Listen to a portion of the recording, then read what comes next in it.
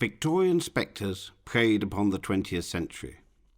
The 30 years of tyranny, war and depression were the consequence of European ferment of the previous 100 years.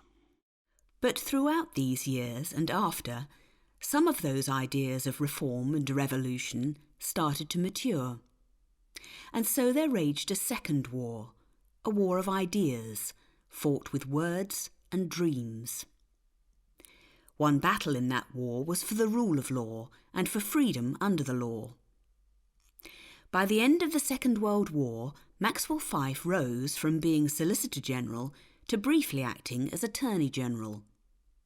In this capacity, he chaired the London conference that established the Nuremberg trials. It was the Russians and then the Americans who believed in the trial, but if the ongoing discussions between the Allies took a practical shape anywhere, it was in the mind of Robert Jackson, the man appointed by President Roosevelt to deal with the problem. The stage of history is like no other drama, in that the play is continuous, without beginning or end.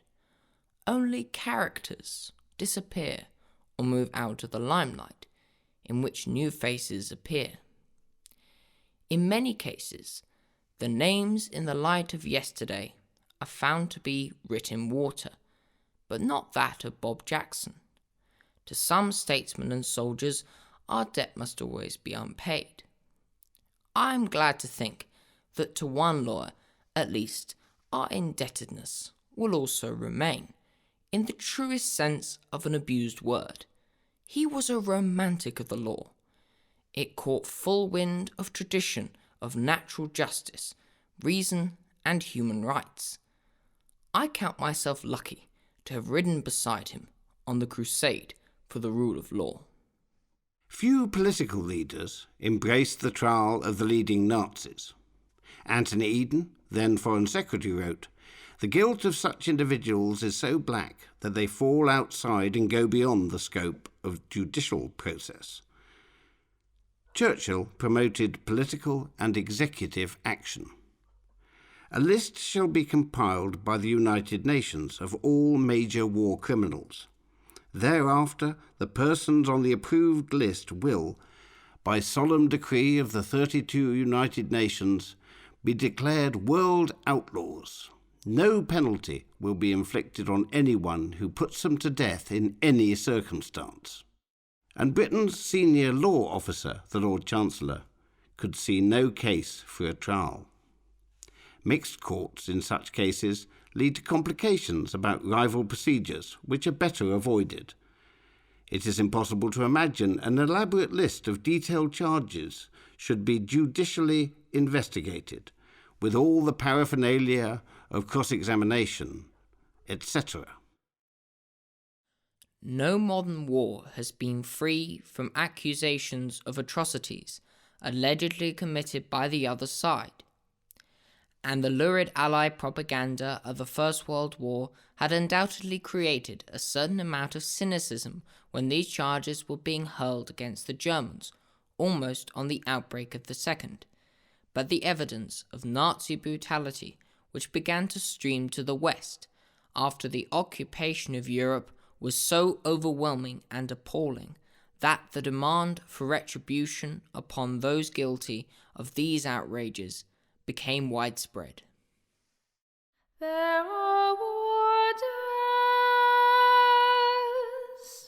Within a day or two of my appointment as Attorney General on May 28, 1945, I went to Claridge's to have my first conversation with Mr. Justice Jackson, who'd been commissioned by President Truman to deal with the problem of what to do with major war criminals on behalf of the United States.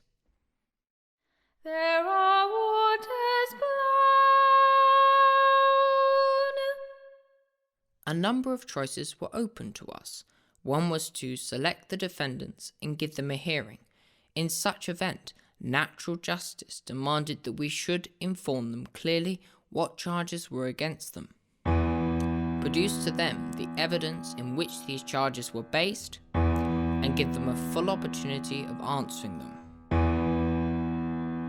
Blow out your bugles.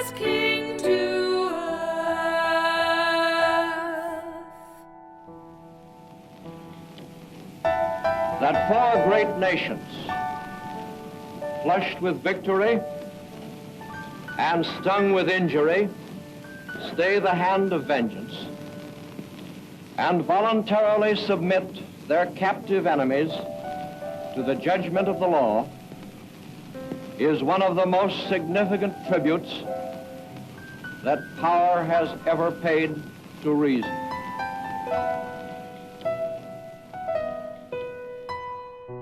Poured out the wine of youth, the years to be, to those who would have been their sons, they gave their immortality. Blow bugles, blow for honor, paid with a royal wage.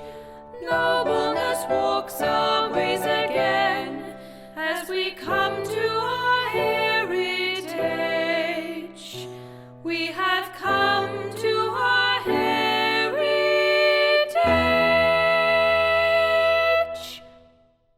Jackson made a really superb speech, and the American case is beginning well, with one or two dull patches.